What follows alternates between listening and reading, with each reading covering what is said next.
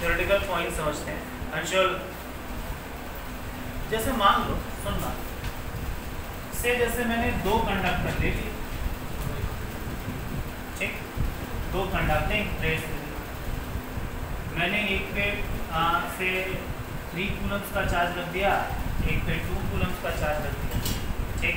तो आपको पता है चार्जेस जो है इनर और आउटर सरफेस पे क्या होते हैं, रीअरेंज होते हैं, आगे ना, ठीक। किस सरफेस पे कितना चार्ज आएगा जरा मुझे बताओगे जल्दी जल्दी। अरे देखो ध्यान से, 3 + 2 कितना 5, ठीक है, समझ में। तो यहाँ पे कितना, ये ऑन कर दिया ना, ठीक, यहाँ कितना आएगा 2.5, ठीक है, समझ में। अच्छा यहाँ 2.5 तो यहाँ कितना 0.5, यहाँ 0.5 तो कितना -0.5, ठीक, समझ में। और अगर यहाँ पे -0.5 तो यहाँ पे कितना 2.5, सच दैट इट 2 कूलम। वैसे भी आपको पता है कि यहाँ पे, ठीक। अच्छा अब एक बात बताओ, क्या कैपेसिटर होने के लिए, सुनना ध्यान से, सुन लो फिर से मैं क्या कह रहा हूँ। आप जब किसी भी सिस्टम का कैपेसिटेंस लिखते हैं, ठीक है, तो क्या फेसेस पे इक्वल एंड अपोजिट चार्जेस होना ज़रूरी है, या किसी भी तरह के कंडक्टिंग सिस्टम के लिए आप कैपेसिटेंस लिख सकते हैं? किसी भी तरह के सिस्टम के लिए, जैसे मान लो अब तक जो हम कैपेसिटर पढ़ रहे हैं उसमें क्या था, यहाँ पे 0, यहाँ पे 0, यहाँ पे मान लें 2 कूलम का चार्ज है तो यहाँ कितने का होगा -2 कूलम का। हम ये पढ़ रहे हैं, ठीक है, समझे। पहले मुझे बताओ क्या ये सिस्टम एक कैपेसिटर हो सकता है कि नहीं हो सकता है? अरे हो सकता है भाई, 2 कंडक्टिंग प्लेट्स लगा दें, ये सिस्टम भी क्या है, कैपेसिटर है। अरे ये समझ में आया? अरे आया नहीं आया, कोई दिक्कत।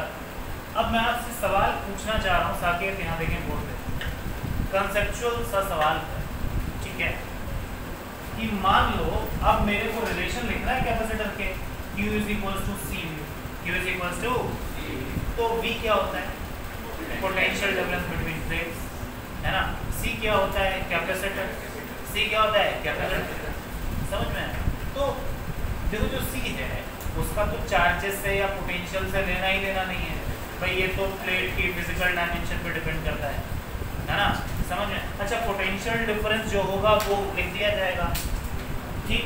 ये जो Q है इस कैपेसिटर के लिए वो क्या लिखो, 2.5 या फिर 0.5 या फिर 3 या फिर 2। अगर आपको इस कैपेसिटर के लिए रिलेशन लिखना हो Q = C, मैं बोल दूं कि भाई साहब प्लेट्स के बीच में x वोल्ट का पोटेंशियल है, तो Q क्या लिखा जाएगा? चलो मैं बताऊँ, कितने लोग बोल रहे हैं 2.5 लिखा जाएगा, कितने लोग बोल रहे हैं 0.5 लिखा जाएगा, 0.5 वाले, ठीक, समझ में। अच्छा कितने लोग बोल रहे हैं 3 या 2 में से कोई लिखा जा सकता है? अच्छा Q = CV में Q क्या था? हाँ, चार्ज ऑन पॉजिटिव प्लेट, ठीक। अच्छा पॉजिटिव प्लेट के कौन से सरफेस पे चार्ज? इनर सरफेस पे। तुम खुद ही देखो, अगर ये प्लेट है तो यहाँ पे क्या है 0 कूलम, ठीक है, और Q = CV में हम Q कौन सा लिखते हैं, पॉजिटिव प्लेट पर मौजूद अंदर वाला चार्ज, पॉजिटिव प्लेट पर मौजूद अंदर वाला चार्ज। तो अब लॉजिकली बताओ क्या लिखना चाहिए, क्या लिखना चाहिए, समझ में आई बात, क्या लिखना चाहिए, समझ में। अरे आया नहीं आया, कोई दिक्कत, किसी भी प्रकार की कोई, समझ में आएगी, ठीक। अच्छा ये तो हुई बात लॉजिकली, इसको प्रूफ करके दिखा दूं आपको या फिर ऐसे ही याद रखेंगे? प्रूफ करके दिखा दूं, चलो ऐसे प्रूफ भी कर देता हूँ, यही, ठीक है, चलो। अच्छा लॉजिकल एक्सप्लेनेशन समझ में आ रहा है ना आपको? अब इसका मैथमेटिकल प्रूफ भी देख लें, ठीक है, क्यों कराया है ये सवाल ये भी बता दूंगा आपको, ठीक है, समझ में। अच्छा ये बात तो क्लियर हो गई ना, जब आप 2 प्लेट से एक कैपेसिटिव सिस्टम बनाते हैं तो Q क्या होता है, charge on inner side on positive plate, charge on inner side of positive plate, ठीक है, समझ में। ये सब छोटी छोटी बातें इसलिए बता रहा हूँ, ठीक है, क्योंकि अभी जब सवाल कराऊंगा तो तुम फंसोगे, ठीक है, समझ में, इसलिए क्या, ठीक। अब स्टार्ट करें लिखना, समझ में। तो सबसे पहले नोट डाल के एक छोटा सा पॉइंट लिख लें, Q = CV में, Q = CV में Q Q is equal to CV में Q हाँ ठीक है, Q क्या है जल्दी बता दो, charge on inner side of positive plate. ठीक, चलो पिछले ही सवाल का एग्जांपल ले लेते हैं और अच्छे से देखते हैं। ठीक, ये है था हमारा कितना 2.5, यहाँ पे कितना चार्ज था 0.5, यहाँ पे कितना था -0.5 और यहाँ पे कितना था 2। चलो इन प्लेट्स के बीच की दूरी मान लो कितनी है a, और सरफेस एरिया ऑफ प्लेट है मान लिया a, surface area of plate है मान लिया कितना a। ठीक, समझ, अरे आया नहीं ना, सरफेस एरिया ऑफ प्लेट कितना है a। ठीक, समझ में। चलो अब तुम खुद ही सोचो, इन प्लेट्स के बीच में जो पोटेंशियल डिफरेंस होगा B, वो क्या लिखा जाएगा E इंटू में D। अरे E इंटू में D। ठीक, समझ में, अरे ये लिखा जाएगा ना। अच्छा ये भी क्लियर है, प्लेट की वजह से जो इलेक्ट्रिक फील्ड होती है वो कैसी होती है, यूनिफॉर्म। तो क्या इलेक्ट्रिक फील्ड ऐसे ही बनेगी, इधर पॉजिटिव से नेगेटिव चार्ज की तरफ। पहले ध्यान से देख लें, इससे सब कुछ ध्यान से देख लें, फिर नोट डाउन कर देंगे। ठीक है अरविंद, चलो मान लेते हैं इनर साइड कोई पॉइंट है कितना P। ठीक, इस पॉइंट पे इलेक्ट्रिक फील्ड 4 कारणों से हो सकती है। पहला 2.5 की वजह से, दूसरा इस वाले 0.5 की वजह से, तीसरा -0.5 की वजह से, चौथा 2.5 की वजह से। ठीक, समझ में। तो पॉइंट P पर, पॉइंट P अलग से बना देता हूँ, मैं इलेक्ट्रिक फील्ड की बात करता हूँ। ठीक, चलो इधर वाले 2.5 की इलेक्ट्रिक फील्ड किधर होगी, राइट हैंड साइड पे, हाँ कि ना। ये हो गया इलेक्ट्रिक फील्ड ड्यू टू 2.5 जो उधर की तरफ था। ठीक, समझ में आया, अरे आया नहीं आया। ठीक, ये मैं बोल देता हूँ पहला वाला 2.5। ठीक, अच्छा 0.5 की वजह से जो इलेक्ट्रिक फील्ड होगा वो भी सेम डायरेक्शन में होगा। ठीक, ये भी बना देता हूँ, ये हो गया इलेक्ट्रिक फील्ड ड्यू टू कौन सा 0.5। ठीक, और आगे बढ़ते हैं, -0.5 की वजह से इलेक्ट्रिक फील्ड सेम डायरेक्शन में होगी। अरे आगे ना, वही नेगेटिव चार्ज के लिए, तो electric field due to -0.5 same direction में बनेगी, हाँ कि ना। अरे हाँ कि ना। अच्छा, और ये जो दूसरा वाला 2.5 है, इसकी वजह से इलेक्ट्रिक फील्ड कहाँ बनेगी, अपोजिट डायरेक्शन। ठीक, समझ में आई बात। ये हो गया इलेक्ट्रिक फील्ड कौन सा, ये जो 2.5 हमारा सेकेंड सरफेस होगा। ठीक, समझ में आया। अरे क्या ये दो फील्ड इक्वल एंड अपोजिट हो गई। अरे प्लेट की सिंगल शीट पर की वजह से जो मौजूद फील्ड होती क्या लिखते हैं, sigma by 2 epsilon, sigma by. तो दोनों सरफेस के लिए सिग्मा क्या आएगा, सेम, क्योंकि चार्ज भी सेम है और एरिया भी सेम। ठीक, तो क्या ये दोनों मर जाएंगे, अरे हाँ कि ना। तो जो अंदर की तरफ इलेक्ट्रिक फील्ड है वो सिर्फ किसकी वजह से है, 0.5। अब समझ में लॉजिक। अबे यार, अरे आया नहीं आया, अरे आया नहीं आया। ठीक, समझ में आ गया, हो क्लियर हो गया ना। ठीक, समझ में आ गया। ठीक, तो जो इलेक्ट्रिक फील्ड है सिर्फ किसकी वजह से आ रही है, जो अंदर की सरफेस पर मौजूद चार्ज है। बाहर वाले सरफेस पे कितना भी चार्ज हो, वो अंदर की तरफ कोई असर डाल नहीं। कुछ ऐसा ही हमने शील्डिंग इफेक्ट में पढ़ा था, याद है। अब याद है शील्डिंग इफेक्ट, यही तो था शील्डिंग इफेक्ट एक तरह से, समझ में नहीं आया। चलो, अरे समझ में आया, अरे आया नहीं आया। ठीक है, ठीक। अब तुम सोचो ध्यान से, इस कैपेसिटर के लिए अगर लिखना हो Q is equal to C, Q is equal to क्या लिखना हो, C, तो लिखना शुरू करो। C होता है epsilon not A by D, यही होता है ना। V क्या लिखते हैं यहाँ, V क्या लिखते हैं जल्दी बोल दो, electric field multiplied by distance. D ने D को, है ना, अरे D ने D को मार। ठीक, समझ में। इलेक्ट्रिक फील्ड क्या होती है, अरे इलेक्ट्रिक फील्ड क्या हो भाई, इलेक्ट्रिक फील्ड जो नेट है वो तो सिर्फ इस वाले 0.5 और इसकी वजह से है। अरे हाँ कि ना, मान लिया सरफेस चार्ज सिग्मा हो, तो 0.5 की वजह से सिग्मा का 2 एप्सिलॉन नॉट इसकी वजह से सिग्मा बाई 2 एप्सिलॉन नॉट। अरे हाँ कि ना, यानी कि सिग्मा बाई एप्सिलॉन नॉट, यानी कि हो गया एप्सिलॉन नॉट ए इनटू में जल्दी बोलो जी की जगह सिग्मा बाई एप्सिलॉन नॉट, है ना। ठीक है, तो सिग्मा इनटू ए क्या 1.5 ही आएगा, सॉरी 0.5 सिग्मा इनटू ए क्या आएगा 0.5। अरे समझ में आया? yes, जो क्यू है वो क्या आ रहा है 0.5 आ रहा है, बाहर के चार्जेस नहीं। अगर तुम बहुत ध्यान से देखो तो सिग्मा इज इक्वल्स टू है Q by A, sigma equals to कितना है क्यू बाई ए, तो सिग्मा क्या है 0.5 बाई में ए ने बी को मार दिया। ठीक है, समझ में आया?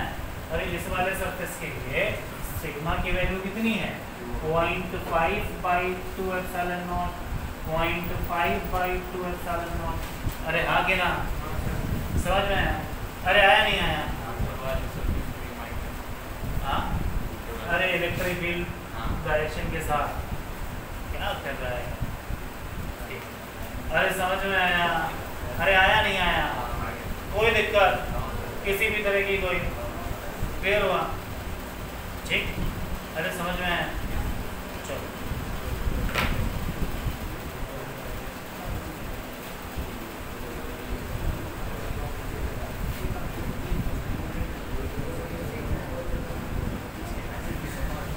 अरे ये समझ में आ गया?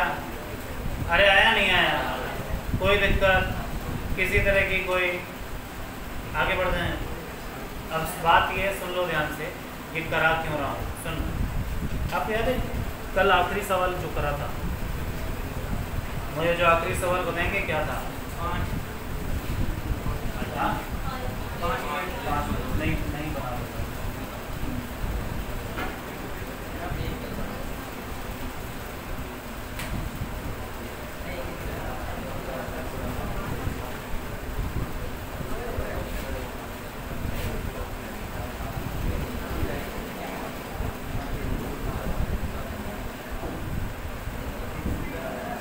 यार, बात नहीं करो।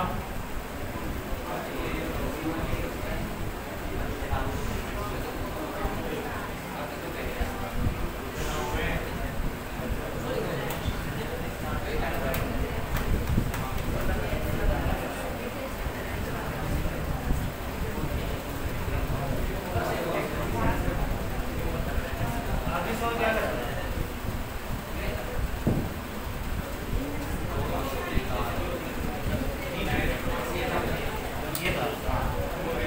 लास्ट क्वेश्चन था ना, ये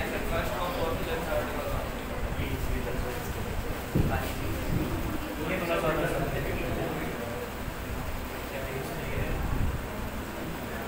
पहले को स्मॉल से जोड़ा और 5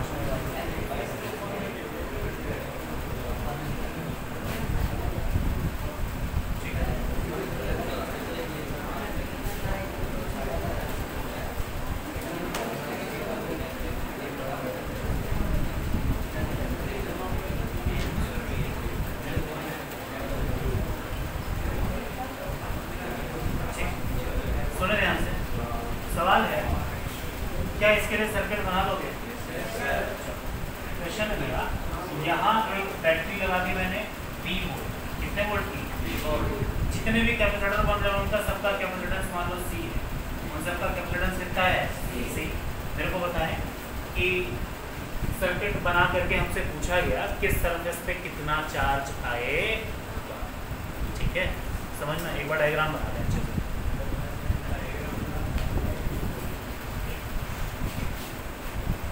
बना लिया? बना लिया सर।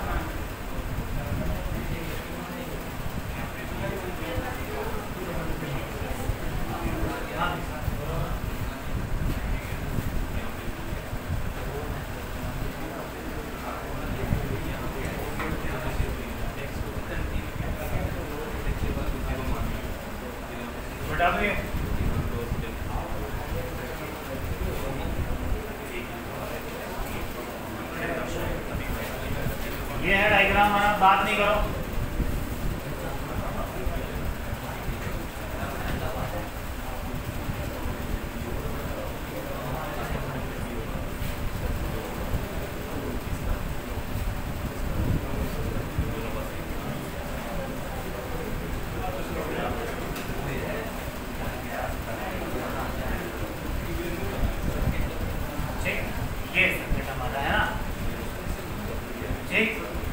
समझ में आई बात? चलो सबसे पहले जो है, ठीक है, सबसे पहले हम इसका इक्विवेलेंट सर्किट बना लेते हैं, ठीक है। समझ में? सबसे पहले क्या बना लेते हैं? Equivalent circuit. चलो बनाओ जल्दी। अरे पक्की बात है, ये V पे, ये कितने पे? 0 पे, ठीक। तो ये वाला भी V और ये वाला भी V, ठीक। समझ में? ये 0 पे, इसको x मान लेते हैं और इसको x मान लेते हैं, तो ऐसे ही तो बनेगा। चलो इक्विवेलेंट सर्किट बनाओ।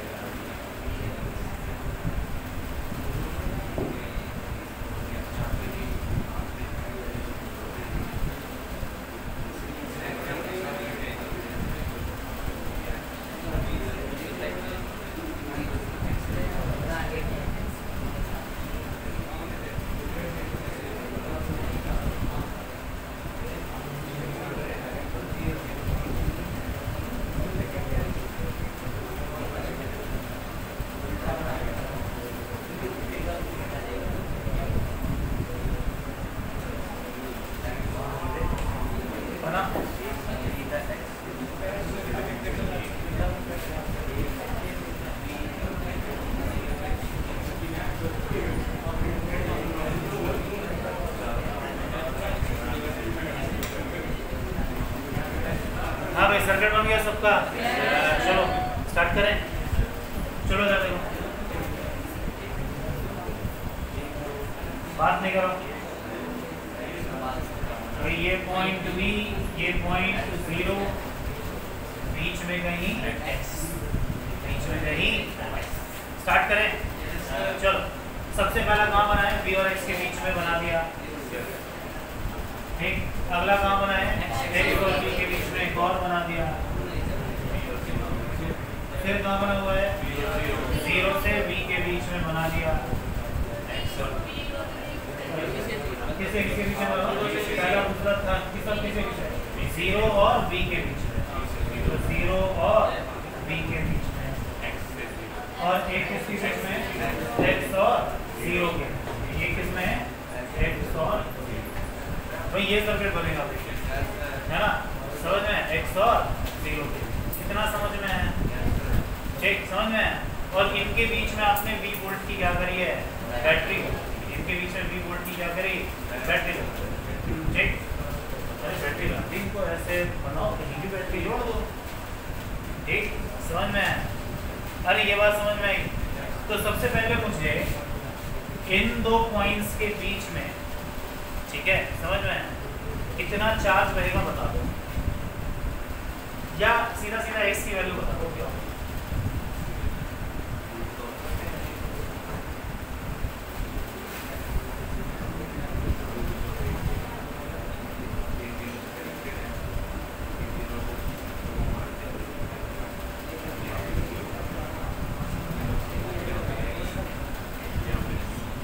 अरे तुम तभी लिख पाओगे ना जब x की वैल्यू पता हो, है ना?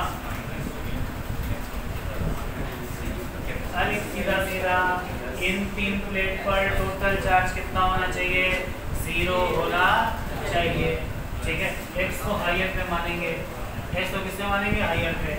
ये c, ये c, ये c, ये c, c और c कितना हो गया? 2c। अरे c और c कितना हो गया? 2c, ठीक। समझ में? क्या लिखूंगा मैं? x माइनस b इंटू में कितना? 2c, x माइनस b में इंटू में कितना?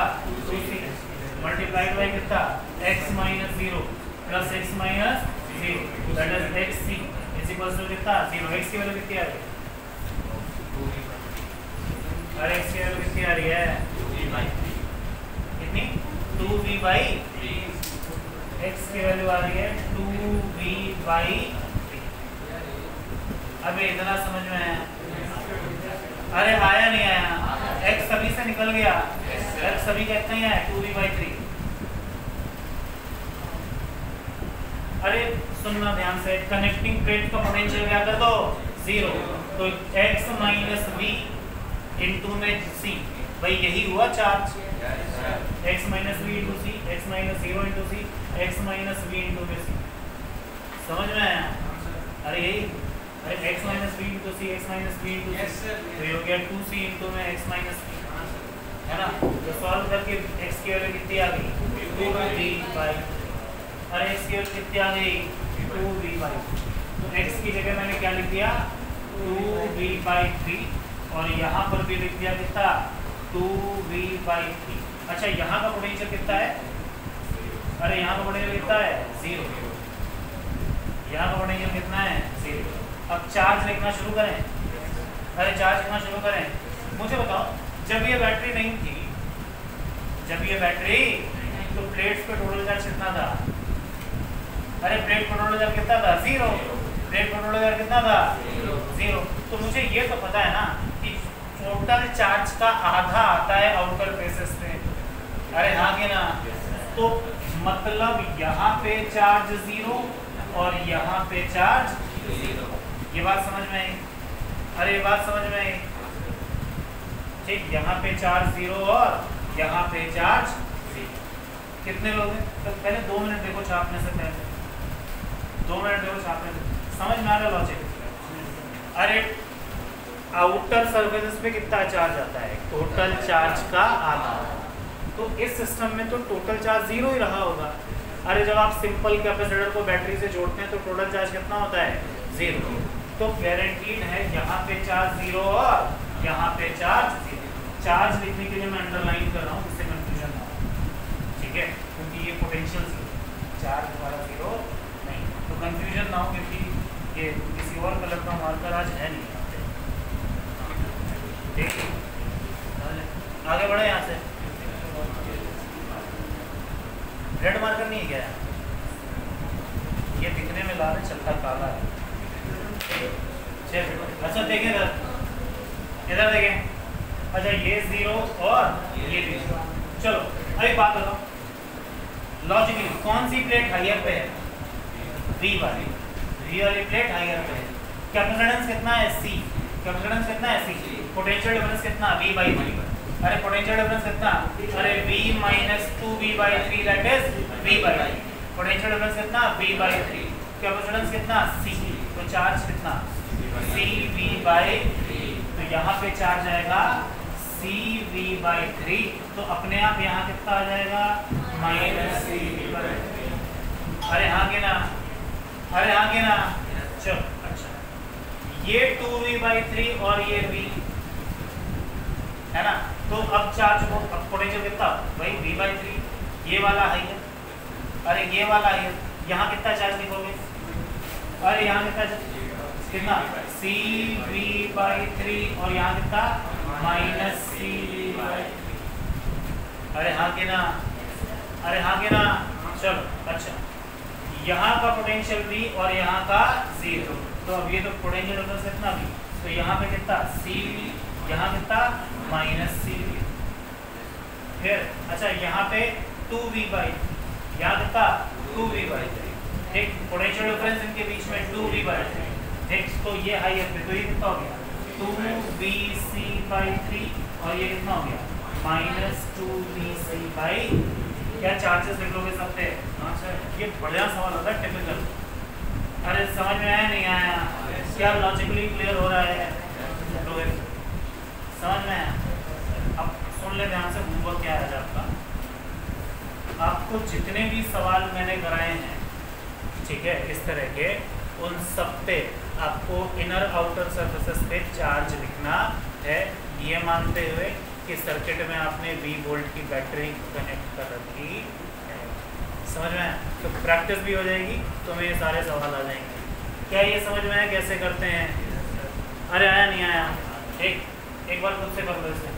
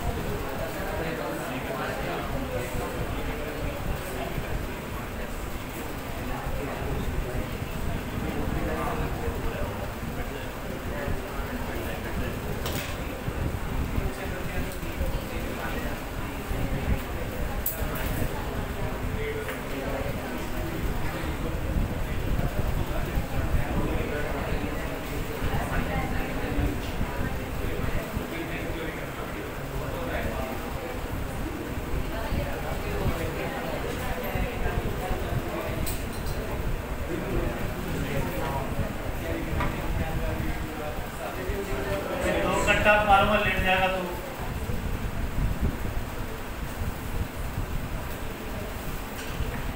गधा है क्या तू?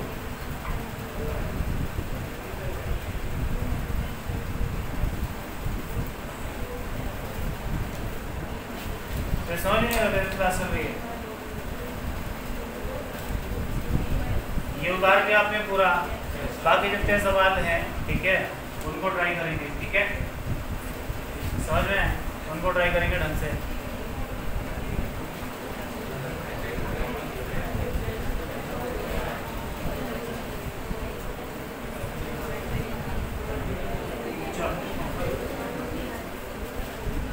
थोड़ा सा आगे बढ़ते हैं, ठीक है सुने ध्यान से।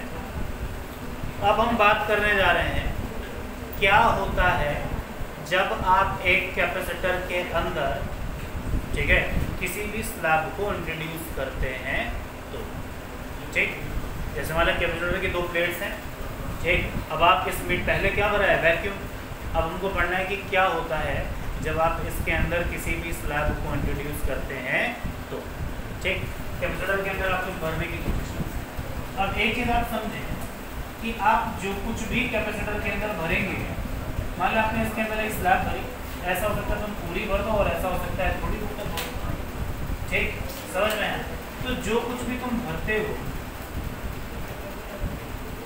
जो कुछ भी तुम भरते हो वो जो है तुम्हारा कोई मेटल दैट इज कोई कंडक्टिंग स्लैब भी भर सकते हो और नॉन कंडक्टिंग स्लैब भी भर सकते हो, ठीक है समझ में। तो हमें क्या करना है, दोनों का नेचर अलग अलग देखना, ठीक है समझ में आएगा कि क्या होता है जब हम कैपेसिटर के अंदर कुछ भरते हैं तो सबसे पहले हम पढ़ने आ रहे हैं कि क्या होता है जब हम कैपेसिटर के अंदर एक कंडक्टिंग स्लैब इंट्रोड्यूस करते हैं, ठीक है समझ में। हेडर डाल दें, insertion of a conducting slab, insertion of a conducting slab inside a capacitor। किसी भी कैपेसिटर के अंदर जब आप कंडक्टिंग स्लैब डालते हैं तो क्या होता है, ठीक समझ में आई बात। चलो देखो ध्यान से, बहुत छोटी छोटी बातें करेंगे, बेसिक सा इंट्रोडक्शन है आज, ठीक है। एक्चुअली अभी इसके बाद सर्किट सॉल्विंग के कुछ और सवाल कराने हैं, ठीक है मैं थोड़ा सा सीक्वेंस छोड़ रहा हूँ जिससे आपको फील्ड वील्ड का आइडिया लग सके, समझ में आई बात, ठीक। इधर देखो बोल,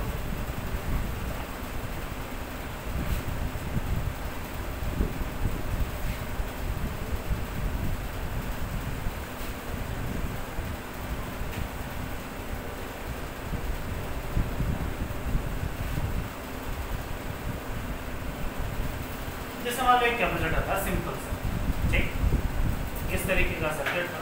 अगर मैं बैटरी ऐड कर दूँ तो कोई दिक्कत, मान लेते हैं चार्ज वार्ज आ गया है, स्टडी स्टेट के बाद की बात। तो जब इस केस में क्या होता है आप जानते हैं, फुल चार्ज होने के बाद एक सरफेस पे कैसा चार्ज पॉजिटिव, दूसरे सरफेस पे कैसा चार्ज है ना। और आपने क्या करा, इसके अंदर एक स्लैब था, इसके अंदर क्या डाल दिए स्लैब, ठीक समझ में आई बात, ठीक क्लियर है ये बात समझ में आ रही है आपको। और स्लैब कैसी है कंडक्टिंग, स्लैब कैसी है कंडक्टिंग, ठीक समझ में। तो मान लेते हैं हम कैपेसिटर को चार्ज कर चुके हैं और स्टडी स्टेट आने के बाद मैंने इसके अंदर क्या डाला है स्लैब डाला है, ठीक है समझ में। अगर लिखा ना हो तो हम ये मान लेंगे कि स्टडी स्टेट आने के बाद ही डाला है। अरे समझ में आया, अरे समझ में आया, ठीक है। जब भी कभी आपसे सवाल आए और लिखा ना हो उसमें कि स्टडी स्टेट के पहले डाला है या स्टडी स्टेट के बाद, तो आप मान लेंगे कि भाई चार्ज स्लैब थी आपने उसके अंदर डाला चार्ज कैपेसिटर। अरे बात समझ में आई। तो चलो समझने की कोशिश करते हैं क्या होता है, क्या ना होता है। चलो ठीक, मान लो एक कैपेसिटर है, कुछ छोटी छोटी बातें बताना। इसके अंदर स्लैब नहीं थी, आपने इसको चार्ज कर लिया और इसके एक सरफेस पे कैसा चार्ज पॉजिटिव चार्ज, दूसरे सरफेस पे कैसा चार्ज, दूसरे सरफेस पे कैसा चार्ज नेगेटिव चार्ज, ठीक। अभी इसके अंदर कोई स्लैब नहीं है तो क्या इलेक्ट्रिक फील्ड ऐसे होंगे, ठीक, समझ में आया? अच्छा मान लो मैं इसके अंदर मेटालिक कंडक्टिंग स्लैब डाल दूं, क्या डाल दूं, मेटालिक कंडक्टिंग स्लैब डाल दूं। मैंने क्या करा इसमें, मैंने करा ये कि भाई साहब इसके अंदर एक कंडक्टिंग स्लैब डाल दूं, ठीक, समझ में आया? तो देखो क्या हुआ, आप अच्छे से जानते हैं कंडक्टर के अंदर नेट फील्ड क्या होती है, जीरो। नेट फील्ड क्या होती है, क्यों जीरो होती है? क्योंकि इसके अंदर मौजूद फ्री इलेक्ट्रॉन्स क्या होते हैं, दौड़ना शुरू कर देते हैं और तब तक दौड़ते रहते हैं जब तक नेट फील्ड जीरो ना हो जाए, जब तक नेट फील्ड जीरो ना हो जाए। अरे यार ये बात समझ में आई? तो बहुत सिंपल सी बात है, मैंने जैसे ही इसके अंदर एक स्लैब इंट्रोड्यूस करा तो क्या होगा, मान लो यहाँ पर पॉजिटिव चार्ज था और यहाँ पर कैसा चार्ज था, नेगेटिव चार्ज था। बात नहीं करो, बात नहीं करो, ठीक। तो हुआ क्या, सुनना, इसमें मौजूद इलेक्ट्रॉन्स क्या होंगे, तो दौड़ना शुरू कर देंगे, तब तक दौड़ते रहेंगे जब तक कि इस इलाके में नेट फील्ड जीरो ना हो जाए। तो क्या हुआ, यहाँ पे कैसा चार्ज आ गया, कैसा चार्ज आ गया, और उधर कैसा चार्ज आ गया, अरे बात समझ में नहीं, उधर कैसा चार्ज आ गया, समझ में? तो तुम खुद ही सोचो, जो इलेक्ट्रिक फील्ड थी क्या इतनी दूर गायब हो, अरे हाँ के ना, यानी कि सोचो इलेक्ट्रिक फील्ड ऐसे होगी,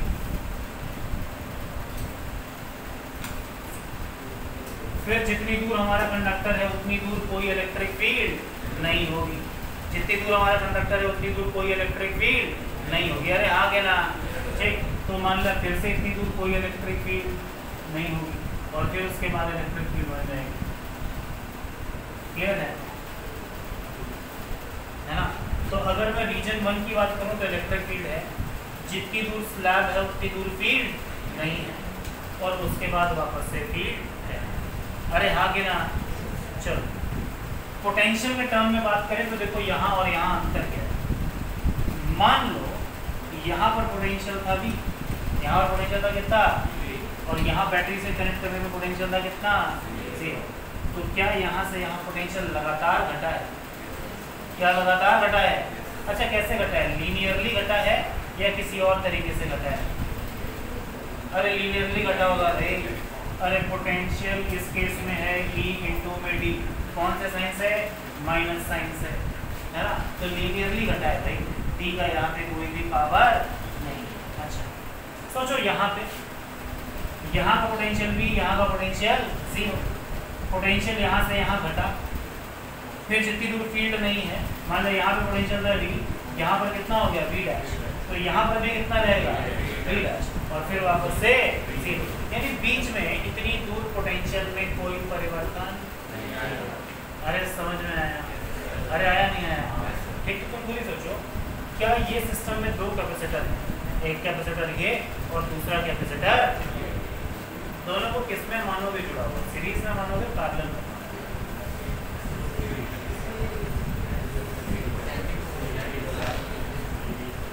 इन 2 कैपेसिटर को किस में माना है, क्यों पैरेलल में? पोटेंशियल सेम नहीं होता वाली बात है, वहाँ पे बात है पोटेंशियल डिफरेंस सेम होती है, ठीक है? यहाँ पे पोटेंशियल है V डैश मतलब V माइनस V डैश, और यहाँ पे कितना है V डैश माइनस 0, है ना? लेकिन चार्ज सेम है, अरे लेकिन चार्ज सेम है भाई, इंडक्शन की वजह से इक्वल नॉन चार्जेस आते चले जाएंगे, तो इसको किस में मानेंगे, सीरीज में, पैरेलल में। छापो नहीं, छापो नहीं, सब लिखवाओ। क्या कंसेप्चुअली ये बात समझ में आ रही है आपको? कुछ भी नहीं छापे। तो पहली चीज़ तो मुझे ये समझ में आ गई कि भाई साहब जैसे ही मैं एक कंडक्टिंग स्लैब इंट्रोड्यूस करता हूँ तो क्या होता है, जितनी दूर कंडक्टिंग स्लैब है उतनी दूर की इलेक्ट्रिक फील्ड गायब हो जाती है। पहला पॉइंट समझ में आया। दूसरा पॉइंट ये है कि इस केस में हम इस सिस्टम को 2 अलग अलग कैपेसिटर की तरह कंसीडर कर सकते हैं। तो मुझे बताओ यहाँ पे कैपेसिटेंस और यहाँ पे कैपेसिटेंस सेम आएगा अलग आएगा? इन दोनों केसेस में जो कैपेसिटेंस है वो सेम आएगा अलग आएगा? अरे अलग आएगा भाई। अब की बार यहाँ पे ये दो अलग अलग कैपेसिटर हो गए, फिजिकल डायमेंशंस में चेंज आ गया। अरे सोचो ध्यान से, यहाँ पर एक कैपेसिटर अलग साइज का है और ये दूसरा कैपेसिटर अलग साइज का है, ठीक है। इसके फिजिकल डायमेंशंस में क्या आ गया? चेंज आ गया। इसके फिजिकल डायमेंशंस में क्या आ गया? चेंज। अरे समझ में आया? अरे आया नहीं आया? कोई दिक्कत किसी तरह की कोई? लॉजिकली सोचो, अगर मुझे डायरेक्ट कैपेसिटेंस लिखना हो उसका, मान लो मैंने टी थिकनेस की स्लैब डाली, कितने थिकनेस की? टी थिकनेस की। कितने थिकनेस की? टी। तुम लॉजिकली सोचना यहाँ पे कैपेसिटेंस क्या लिखते हो? C इज इक्वल टू लिखते हो epsilon not A by B, जहाँ पर D क्या है? बीच की दूरी। आसान शब्दों में बोलो, D वो दूरी है जितने दूर में इलेक्ट्रिक फील्ड प्रेजेंट है। हाँ के ना? अरे हाँ के ना? अब की बार यहाँ पे D दूरी तक फील्ड प्रेजेंट है या थोड़ा सा कम? कितनी दूरी तक? तो डायरेक्ट कैपेसिटेंस लिखना तो क्या लिखूंगा? Epsilon not A by D minus C। वैसे तो मैं आपको मैथमेटिकली D निकाल के दिखा दूंगा, ठीक है, लेकिन इस चीज को लॉजिकली थोड़ा सा फील कर लो कि भाई epsilon not A by D field होती है, D क्या है भाई दूरी बिटवीन प्लेट्स, या और आसान शब्दों में बोलूं तो वो दूरी है जितनी दूर तक कैपेसिटर प्लेट के अंदर इलेक्ट्रिक फील्ड पाई जाती है। अरे यार, यहाँ पे कितनी दूर तक पाई जा रही है? D minus T. तो इसका कैपेसिटेंस क्या लिख दूंगा? Epsilon not A by D minus T. Capacitance बढ़ा कि घटा? बढ़ा। अरे इसका कैपेसिटेंस लिखा जाएगा epsilon not A by D minus T. समझ में आएगा? ठीक है, मैं आपको ये प्रूफ भी करके दिखा दूंगा। मैं आपको लॉजिकल तरीका बता रहा हूँ जिससे आप याद रख सकें चीज़ें, ठीक है। समझ में कि भाई अब की बार जो फील्ड है वो कितनी दूरी तक है? D माइनस टी दूरी तक है। तो कैपेसिटेंस क्या लिख दूंगा? Epsilon not A by D minus T. ठीक, समझ में आई बात? अरे आई नहीं आई? ठीक, हम इस कंसेप्ट का इस्तेमाल करेंगे कुछ सवाल लगाने में, based on circuit solve, based on circuit solve, ठीक है। समझ में? इससे जुड़ी हुई कोई भी बात नोट डाउन ना करें, ठीक है। समझ में? सिर्फ कैपेसिटेंस लिख दें और ये तो 2 पॉइंट मैंने बताए हैं कि जितनी दूर तक स्लैब डालेंगे, ठीक है। समझ में? ब्रैकेट में लिख दें कि हेडिंग के बेसिक इंट्रोडक्शन ओनली, ठीक है। डिटेल में बात करूँगा, कई कंडक्टर रखूँगा इसके अंदर। अभी तो एक ही स्लैब डाली है ना, बहुत सारी स्लैब डाल के इसको देखेंगे।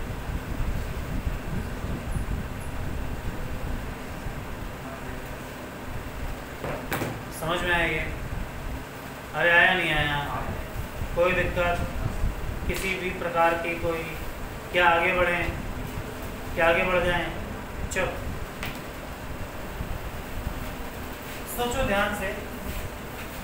अच्छा, ऐसा भी तो हो सकता था कि मैं इसके अंदर कंडक्टिंग स्लैब की जगह कोई डाइलेक्ट्रिक स्लैब डाल दूं। अरे हाँ कि ना? तो जब डाइलेक्ट्रिक स्लैब डालेंगे और जब कंडक्टिंग स्लैब डालेंगे तो क्या अंतर है?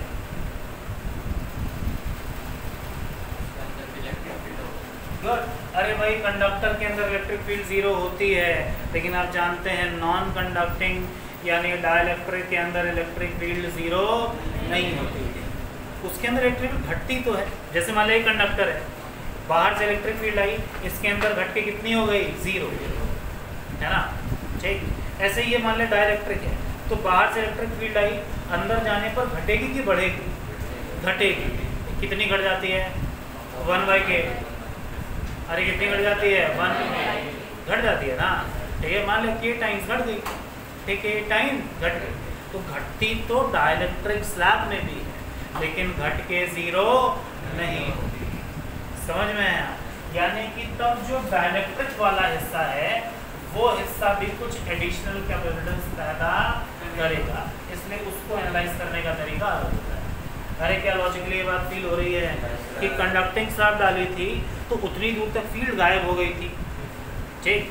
लेकिन जब मैंने कंडक्टिंग स्लैब की जगह डाइलेक्ट्रिक स्लैब इंसर्ट करी, तो इलेक्ट्रिक फील्ड गायब नहीं। ठीक है, समझ में आया? तो घट जरूर गई लेकिन इलेक्ट्रिक फील्ड गायब नहीं हुई। इसीलिए दोनों को एनालाइज करने का तरीका क्या होता है? अलग अलग होता। समझ में आया ये नाटक? अरे आया नहीं आया? क्लियर हो गया? चलो अभी के लिए बस यहाँ तक, नेक्स्ट टर्न पे आगे कंटिन्यू करेंगे। इसे पॉज कर